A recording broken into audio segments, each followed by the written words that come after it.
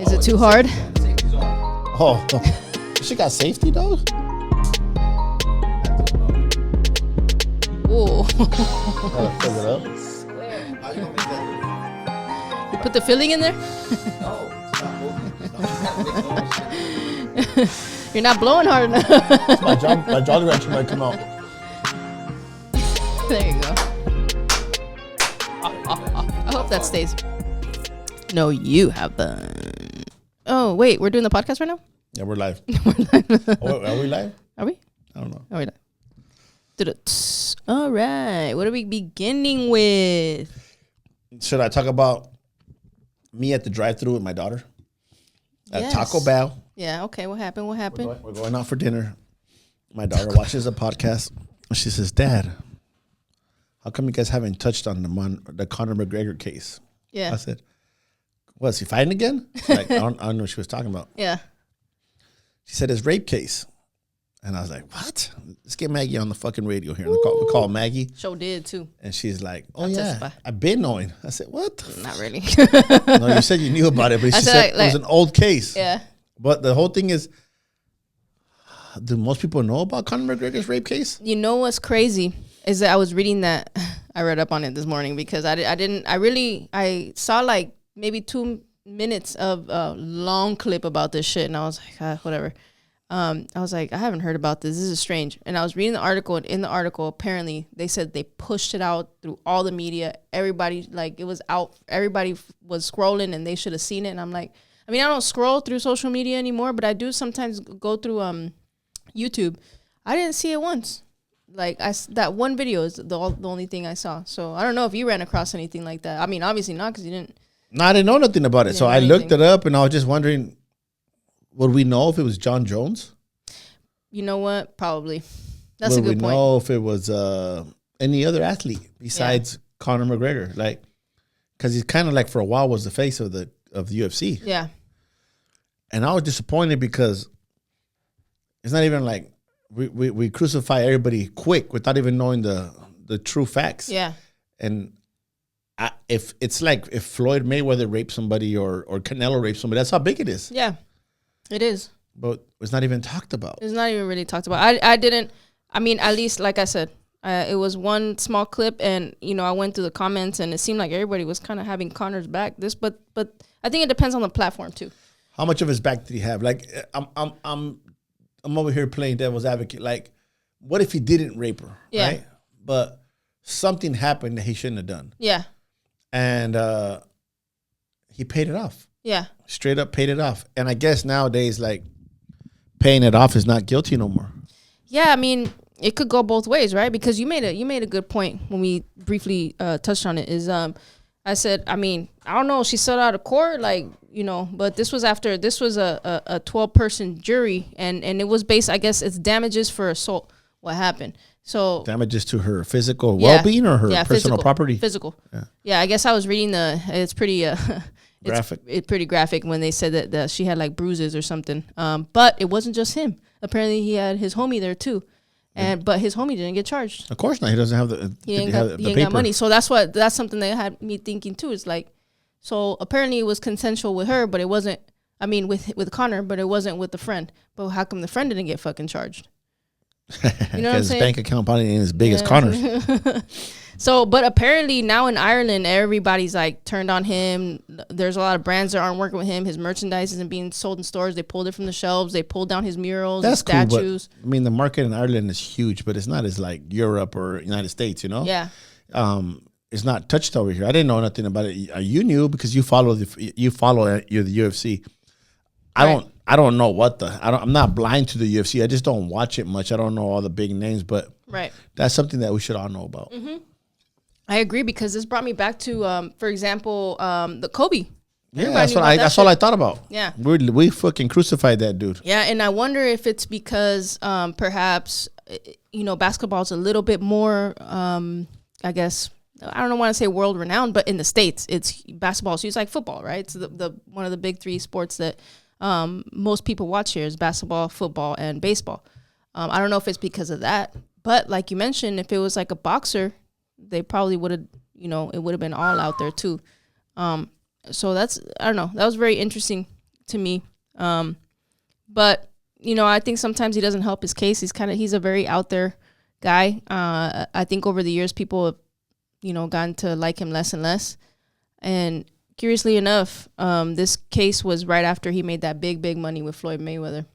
She had bruises, you said? Yeah. Were they fucking in the octagon or what? I don't know. What the fuck? Beating that shit up. He was beating that up, huh? Like, damn. Like, submitting that bitch? God damn, yeah. Submission. Yeah, apparently. What do you say? Finish her.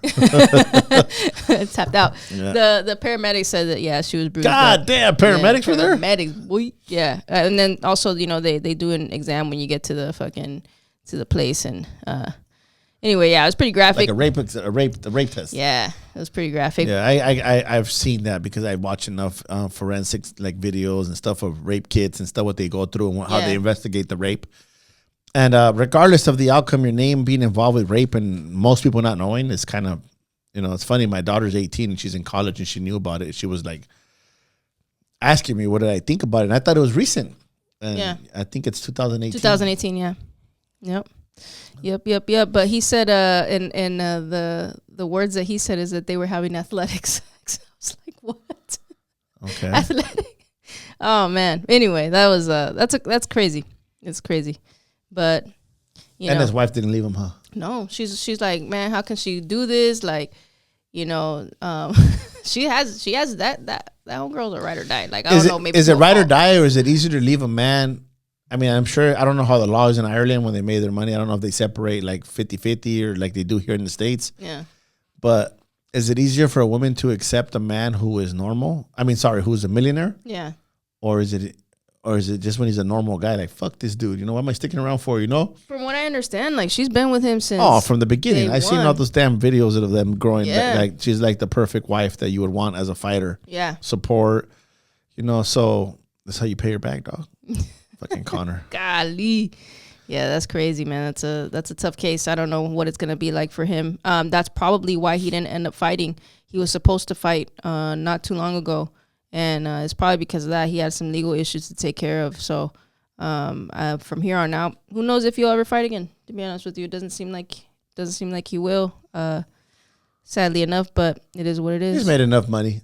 Hell yeah, he's an actor. Hell yeah, he has. I think at this point, it's like, man, he's over the hump. I just don't see him. I mean, but you never know. He's still on the hump. Humpty hump. Yeah, obviously. He's Humpty Hump. Yeah, that's crazy. Yeah, it's crazy, man. But. So I guess we can kind of interject. We talk about another white boy, Kyle. He had a don't rape nobody, Kyle. No, but he had no athletic sex. What do you think about his performance? This his athletic performance. I was proud of him because Kyle faced a kid in Mexico that, you know, when we saw him at first, you know, you don't.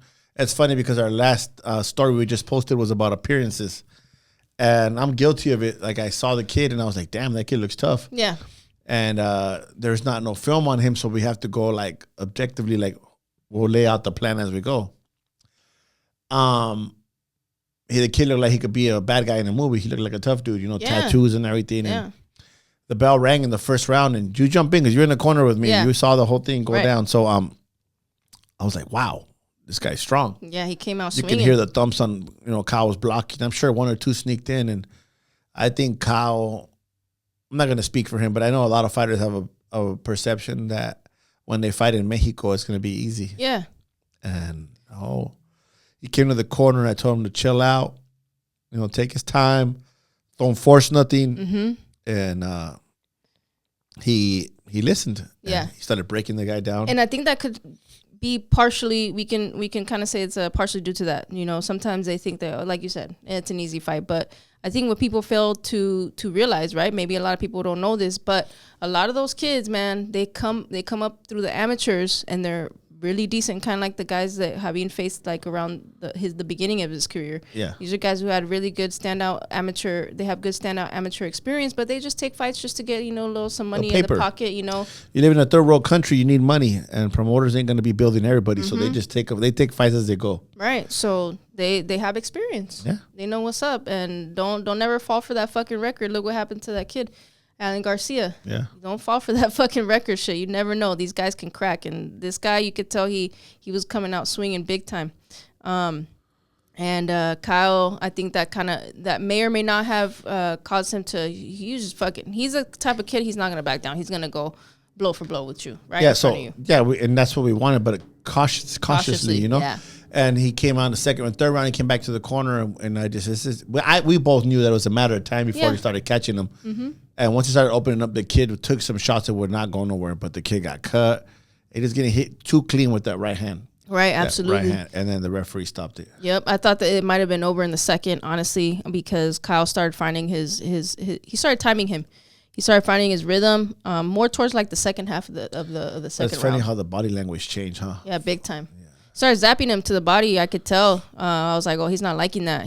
I could see him wincing on his face. But yeah, Kyle did good. He learned, and that's really one of the biggest takeaways from this fight is that he learned right away. He's like, dude, you know, he's talking to you, telling you that when you told him to calm down, it all started to click for him. Yeah. You know, and that's sometimes you just got to remind these guys. That's it. Sometimes these guys got to remember it's not a fight. It's a boxing match. Mm-hmm. And they start fighting. Yeah. That's a big difference. You need to look at it is a fight, but it's a boxing match. It's with style and intelligence. And if you just go toe-to-toe, anybody could win that. Right, absolutely. Speaking about styles, though, I think... Can I grab this? Yeah, absolutely. Yeah. We had a comment from our good friend, Major Barry's.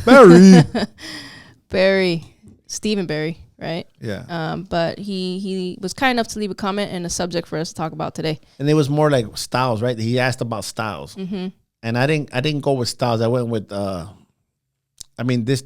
this that I wrote down is what creates a style. It's what fighters are comfortable doing. So I wrote down like counter punchers and fast fighters and defensive fighters. Mm-hmm. Technically, it is a style, but each one of these guys doesn't fight the same just because they're in the same category. Yeah. Thank you. I wrote down counter punchers. Okay, number one, counter punchers. Counter punchers. I put Floyd Mayweather. We collaborated on this. Bud Crawford, mm-hmm. Juan Manuel Marquez, Tank Davis, and Muhammad Ali. Mm-hmm. Those guys were all great. And, you know, Coach Bashir, I had to pick his brain before we finished this. He came up with Ali. And it's funny because I'm not saying you're that old, Coach, but I'm going with most guys that I remember. You know, me too. There's a lot of guys that like from the 70s on down. And I started watching boxing in the late 80s, not to give my age away, and from there on. Okay, that's when I remember boxing. Yeah, so these are just off the top of the dome this morning. Yeah. So, Bud is a great counter puncher. Takes away what you're good at. Yeah. Tank Davis. I mean, if you look at that fight, like when you mentioned with Santa Cruz, whoo, that setup. Yeah, most of his fights are all highlight reels, man. They're all beautiful knockouts. So that was my counter puncher. See, Floyd fights different than Bud. Bud fights different than Juan Manuel. Juan Manuel Marquez is a great counter puncher. Don't forget that counter punch he hit Pacquiao with. You know, like that. Yeah. That's great. That's one of the highlight reels. Ali was just, I don't know. I can't put Ali. He's everywhere with me. Yeah. He's like one of the best, if not the best. Might be mentioned multiple times here. Power punchers. Yep. And these guys kind of like all kind of, except for one. We have Canelo, Tank Davis again. Yep. Mike Tyson, because we all know the fucking video. When you have your own video game, you're a power puncher. Yeah. Deontay. I can't say his name. It's like Lavender. It's like Lavender. Deontay. That's not spelled right here, dog. Tay. What is that spelled? Deontay Wilder. Oh, man. Julian the Hawk Jackson. And this isn't fair to put this guy next to him because this guy knocked him out. But Julian Jackson was known for being a power puncher. And Gerald McCullum, the G-Man. Yeah, wait, hold on. You want to elaborate a little bit on that fight? Because you showed me that fight. And it was, you remember, I remember you said this morning he died by his own sword. Yeah, he was known for knocking everybody out, right? Yeah. He was knockout specialist. At one time they did a documentary about him of 10-minute video before a fight about how powerful he was. He would, when he hit somebody, he knew he knocked them out. He would go like this as they were going down. He felt it. Yeah. He had this little like sensation in his hand when he would hit him. Yeah. And when they went against Gerald McCullum, who came from the Kronk gym under Emmanuel Stewart, beautiful boxer, and he knocked out Julian Jackson. Yeah. Like, it was crazy. Like, Julian Jackson, if I remember that fight correctly, he hit him low. He went down. He got up, and and I'm going to send him that video so you guys can see that knockout. Yeah. 2 studs, 2 badass fighters facing each other in their prime. And I'm going to talk about that at the end of the podcast. Real quick, I actually want to ask you, you've knocked a few people out yourself. I because you just mentioned that he like knew, he felt it. Can you really, is that a thing? Like, like when you hit somebody a certain way, they're knocked out, or like, because I've heard sometimes people think it's the punch that you didn't even think it was going to be. You know what I mean? Every time I've knocked somebody out, I felt like I missed. It was just like it's so perfect. It's like when you kick a ball real far and you hit that perfect kick, you don't feel the ball off your foot. I know exactly what you mean. When you hit a home run and you hit that swing, you don't even swing the bat hard. It's just the connection you make. It's like the mechanics of the punch. That's why Deontay Wilder doesn't fit here, because he wasn't your prototypical fighter. Yeah. He would knock you out with just the whole glove. But he knocked everybody out. You just so had that I had to give him his props, Yeah. All it took, like Keith Thurman, he's not on my list, but Keith Thurman said just takes one time. Keith Thurman should be on here. My bad, dog. One time. Quick fighters. Yeah. And see, all these fighters don't have the same style just because they have the attribute. Yeah. Manny Pacquiao. You can't go wrong with that. Here's one of my top 5. Sugar Ray Leonard, Roy Jones Jr., Muhammad Ali, mama named Clay, Ryan Garcia. Maldrick Taylor, who, if he wouldn't have had that loss to Chavez and kept fighting in the weight division that wasn't his, he'd be a household name right now, man. One of the fastest boxers I ever seen. And Gary Russell Jr. He had the fastest hands in boxing at one time, and he's those guys. We can elaborate on Manny Pacquiao. I mean, Sugar Ray, that's what made him stand out. Roy Jones is just what do I say about Roy? I mean, it just it hit you. You didn't even see it hit you coming. whatever. He played with you. He fucked with you mentally. He caught you whenever he wanted, did whatever he wanted. Yeah, Ryan's pretty quick too. Ryan Garcia's left hook is something special. Been fortunate to see it in person. It's people are gonna say, "Oh, he does steroids." So what? Dog? You got that speed?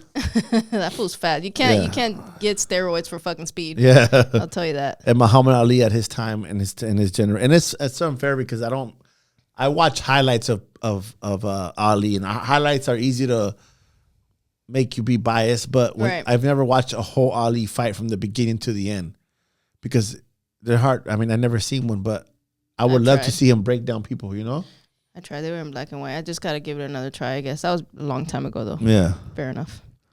Defensive. Ooh. It's my favorite.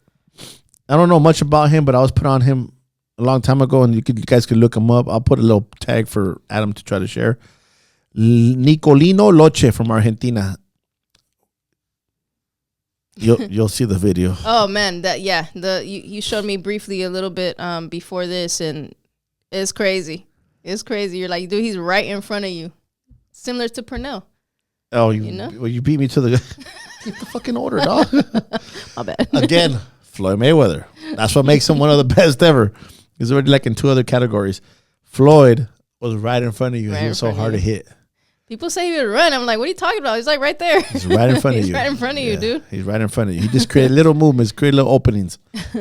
Pernell Whitaker. Sorry. Pernell Whitaker, another smooth lefty, man, that made everybody look like shit.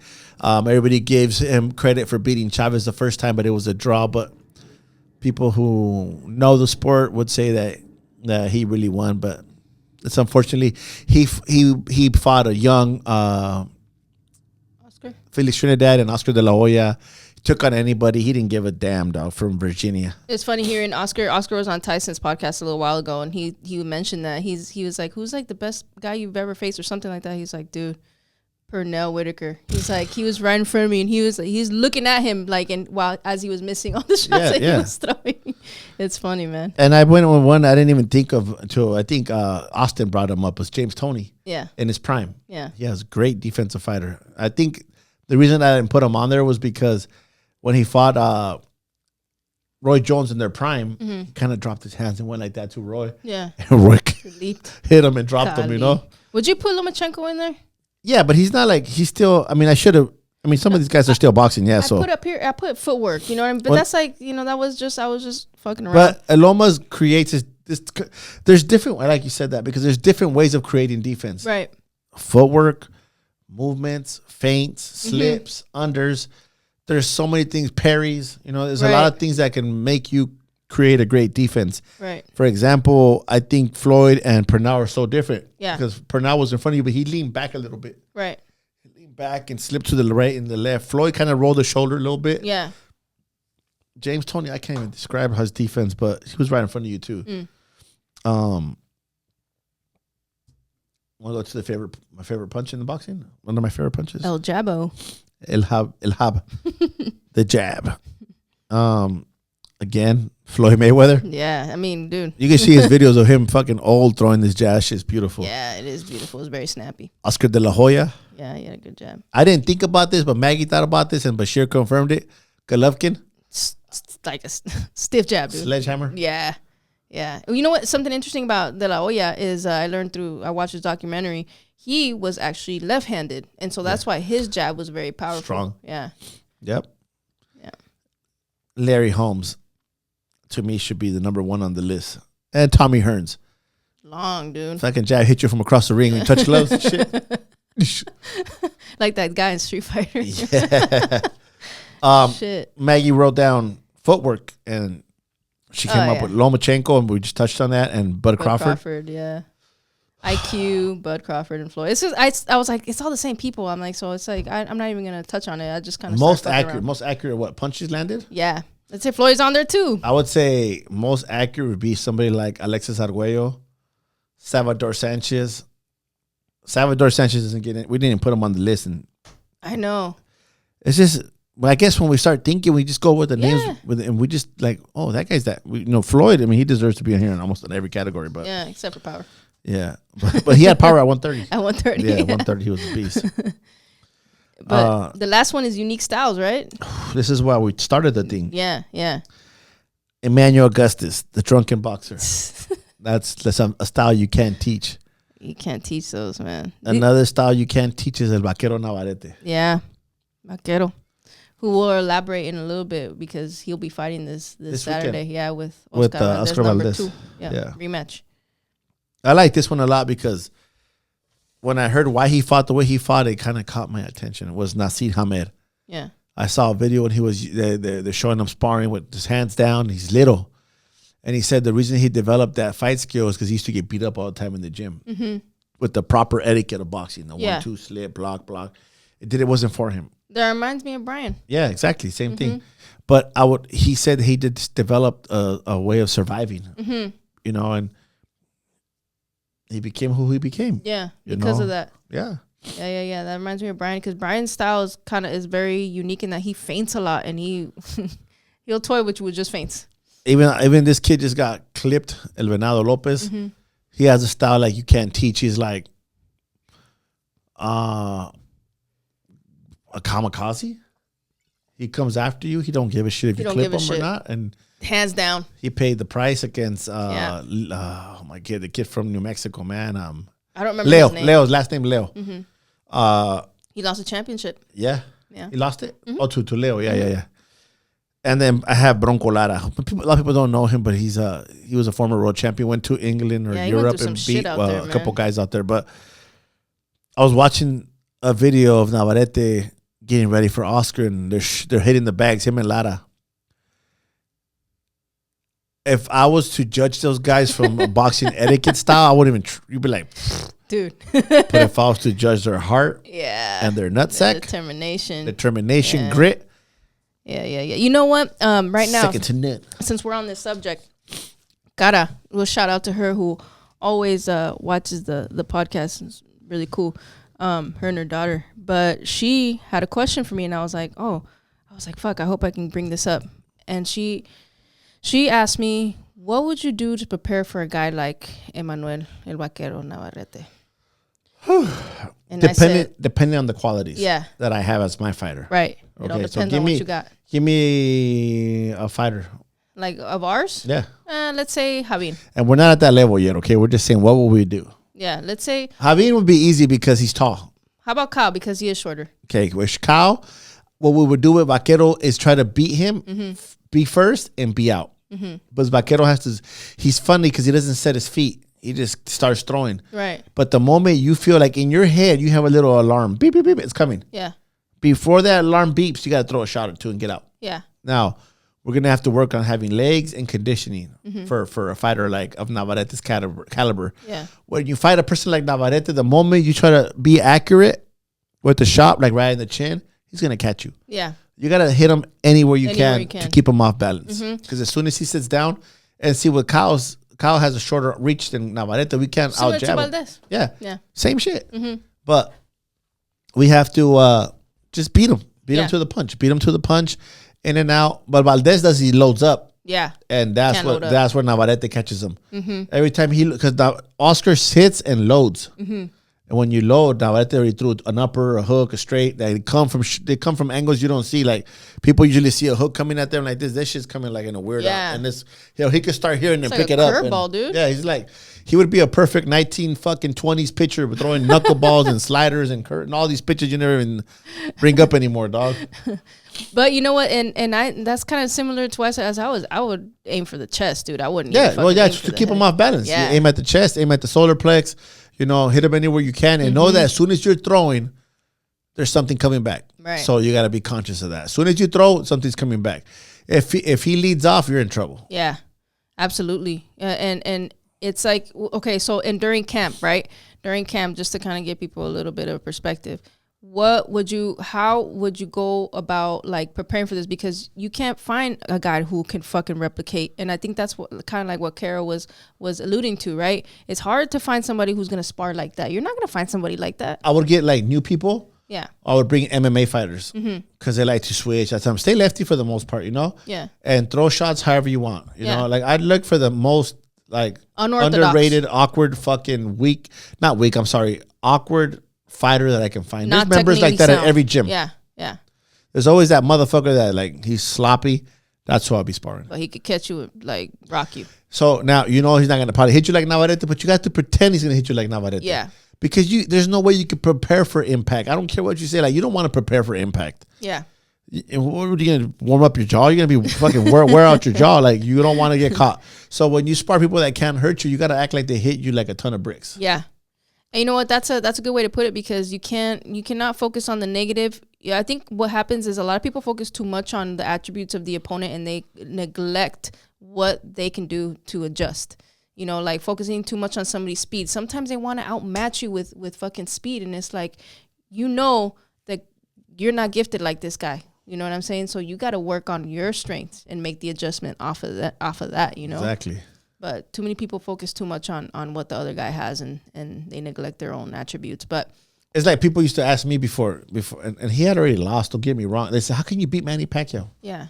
When he was on that tear, beating everybody up. Now I sound like Monday morning quarterback because that already happened. But so you got to sit on a couch. You got to sit on a counter when he's attacking you. Yeah. And the day that Marquez knocked him out, because they had fought each other 4 times. He knew him. There were 3 or 4 times. I think it's 4. I think it was the 4th one. Yeah. There was no more element of surprise. Yeah. Yeah. When you fight somebody the first time, you always have that. What is he gonna do? When you fight somebody the second time, it's like, what's he gonna do? I kind of know him already. In the trilogies, we kind of know each other already. Yeah. And it's like sparring the same guy over and over. You figure out what to hit him with. Yeah. So it's when I sit, you got to sit on that counter with Pacquiao because he shoots in. When he gets excited, he shoots in. Yeah. And that fight, Marquez started off good. Yeah. He dropped Pacquiao. I think that's the first time he had ever dropped him, I think, if I remember correctly. And then Pacquiao started coming back in the fight.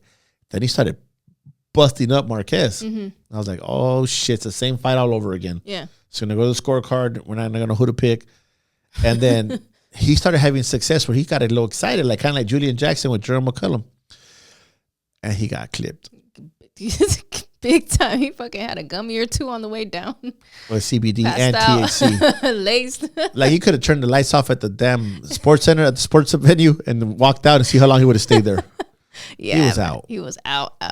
Hey, but he got back up and fought for like how many more fights? Hey, and he came back. You know what I mean? That Not many can say that, man. Yeah, not that many people could do that. It's a special one. Yeah, absolutely. But what do you think about this fight? It's this Saturday, Emmanuel. Well, you also have Divino against Robesi. That doubleheader is fucking nice. I'm gonna be watching that whole card. It's pretty stacked. But what do you think about? Let's go with Robesi against Divino, which was a great. If you did not watch the first one, I'm pretty sure it's up on YouTube, on ESPN, on Top Ranks. That first fight was so good. It was so exciting. I remember it was on the same night as a Devin Haney against Prograis. I paid for that shit. Yeah, I remember you told me. We were watching. I had Eddie Reynoso at the house, Fallas, all that crew of guys, that work with Eddie Reynoso, and we're watching the fight at my house, and they all start talking about how exciting the fight is with Divino. Yep. And we go to it, and when I saw Divino dragging his foot, his knee, when whatever happened, he had an injury. Yeah. And I seen him go back in Robertson's face. Yeah. Uh, Cuban Olympian. It showed the grit, what a heart does, and determination does. Yeah. Against skill. And I'm not saying Robertson doesn't have determination. He does. Yeah. But sometimes just his attributes and his will to win were a lot bigger than Robertson. Yeah. That 12th round. Huge. So, huge. Oh my God, Daniel Papas. Yeah. He's out there sparring with Divino. I didn't ask him nothing because he's a young kid, and I didn't ask him how's he looking, mijo, because he probably wouldn't tell me. He wouldn't. Yeah. But I respect what he's doing. He's out there trying to be great, and that kid was one of the kids that I like from really San Diego, my southpaw. Yeah.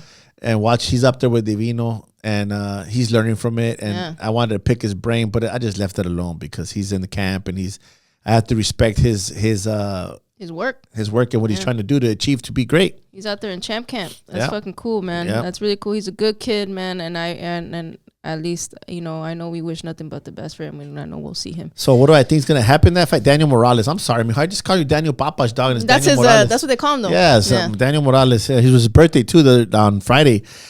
Happy birthday, little vato. I think that I would love to see Oscar win because he trains in San Diego. He's part of Reynoso's team. Mm-hmm. I just don't see it happening. I think it's going to depend on how Navaratte did this camp.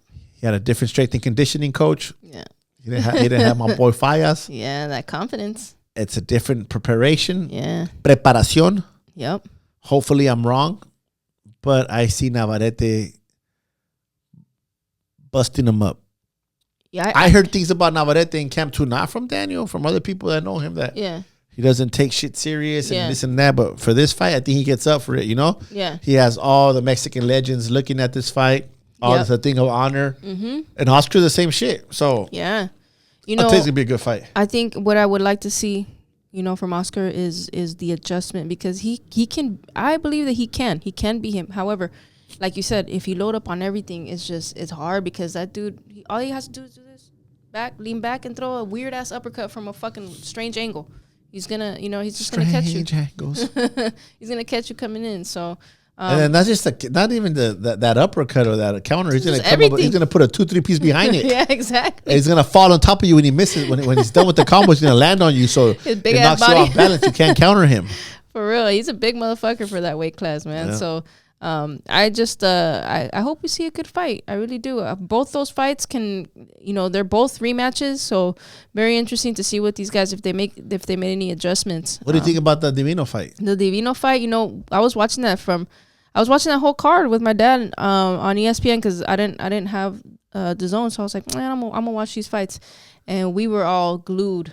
Like my dad, I haven't seen him that excited for a fight in a very long time. That's how good that fight was. Now he's gonna have 2 legs. Yeah, exactly. So we're gonna be tuning in 100% to that card. It's gonna be good. I think that Divino, you know what, man, would it have been the same fight if his leg wasn't fucked up? You know what I mean? What Robinson went that for? Because a different mentality. Yeah, the mentality is in, but the power wasn't there. Did you see what he did the next fight? Yeah, destroyed that kid, man. That's true. So like. his survival, the will to win was there. Yeah. But his pop wasn't there. Yeah. Because you can't sit on one leg. You don't have either it's your left or your right leg. It doesn't matter. If you're a right-handed fighter, your power comes from your right foot and your balance comes from your left foot. Yeah. And he was dropped a couple times too. And I think it was one of those drops where he fucked his shit tore up. his leg up. Yeah. Yeah. So if Robbie sit, well, I can't even say nobody's fucking name anymore. What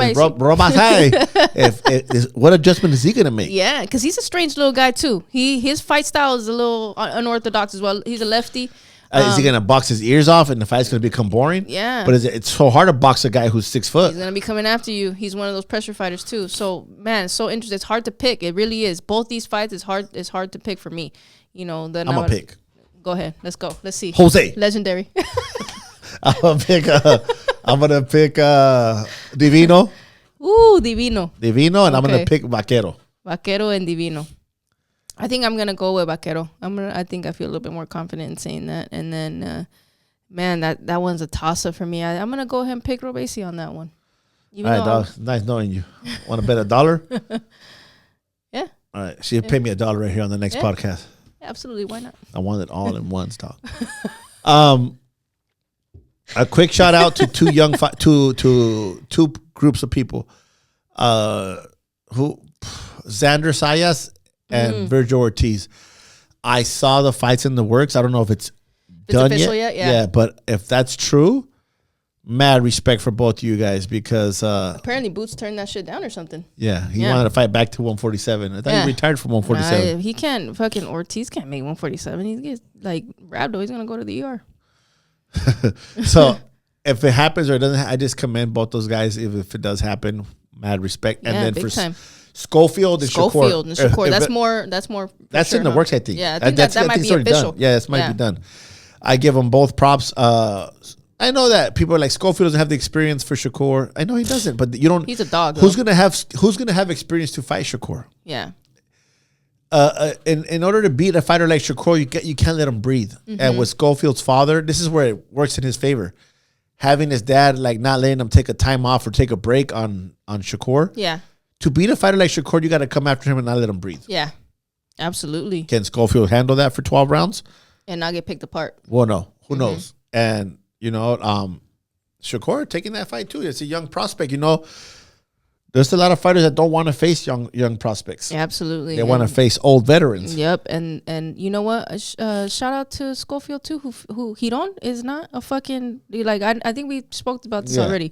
He is not a guy. People were like, "Oh man, he got dropped." Yeah, dude, that guy has knocked motherfuckers out. Like he has surprised a lot of undefeated upcoming fighters, and he's young himself too. He's not fucking old as shit. You know what I mean? Yep. So you can't judge him off of that. I think that'd be unfair, and I think I wouldn't let Shakur breathe. And I wouldn't get discouraged if he starts landing a lot of jabs because he also has a pretty good jab. Yep. So, yeah. On that note. Yeah. That's it, huh? Next week, if anybody, I think Dylan spoke on a subject for next week. I can't remember, but I think commented. It was about matchmaking. Matchmaking, yeah. So we'll back in the days without these things. And YouTube. Most of all. Matchmakers. We'll talk about it. Yeah. So if you guys have any suggestions, that'd be fucking dope. Something. All right. Comment, share, subscribe, all that bullshit. That people I got no way is. Put us out there, man. Get us out there going. Fucking dicks. All right. Peace. Later. This has been a Point and Yell production. Yeah, I think the words, but sometimes they don't come out of my mouth no good.